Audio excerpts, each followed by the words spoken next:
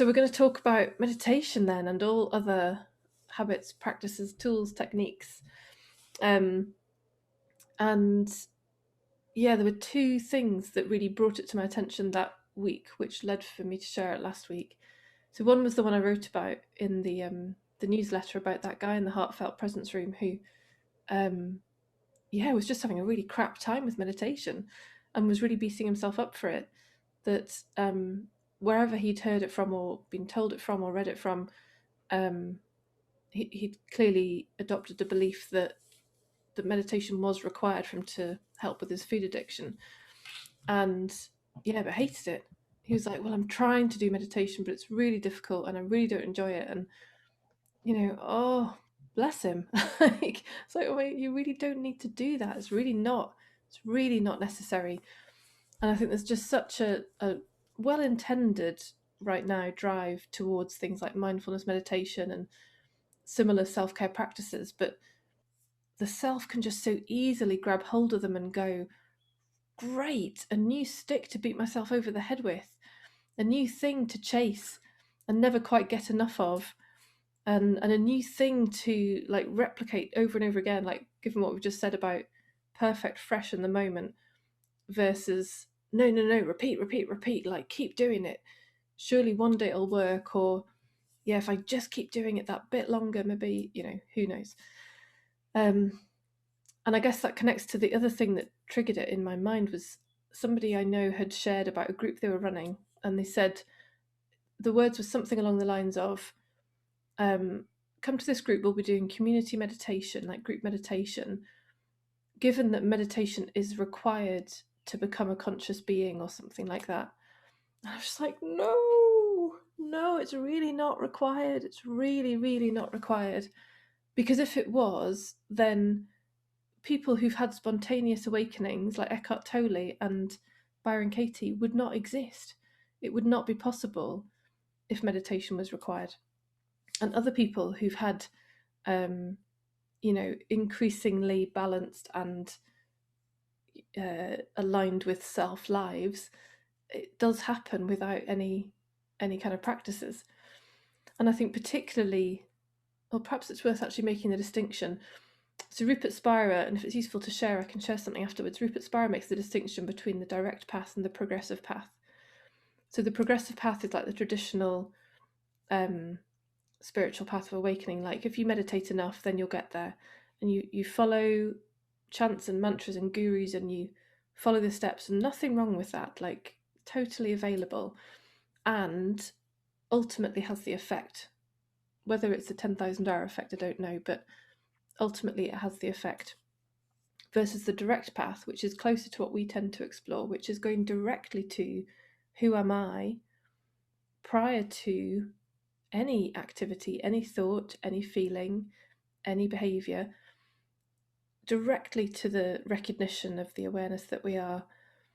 And the more we do that, which could be described as a practice, but it doesn't really feel like a practice to me, not in the kind of you've got to do this all the time or sit a number of times a day, but just in the ongoing recognition of that and the ongoing disbelief of the foreground activity, we naturally hang out as that awareness that we are. But in saying all that, it's even, even just in life, even if it's nothing to do with any kind of spiritual practice and nothing to do with awakening, even if it's just, I want to have an easier time, I want to have more balance in my life, or I want to be less stressed, some just really regular everyday stuff, it's still not a requirement. Like if anybody was to say, oh yeah, you must do this, like somebody I talked to today, she's got low energy, oh, do this, somebody said to her, do this fasting, do this daily fasting thing, this will help you with your energy. And we spend our lives really telling each other, do this, do that, this worked for me, you should try it. Fine, like we're going to do that, but it really looks to me like the more we come out of the confusion, the more we're guided towards whatever's going to be perfect for us in that moment. And then it works. When we're guided towards it, then it works. I thought of this really random example from um, probably a couple of months ago. I was actually doing a group meditation with some people just because it's nice, and during it, I had this urge to get an amethyst stone that I have in my bedroom.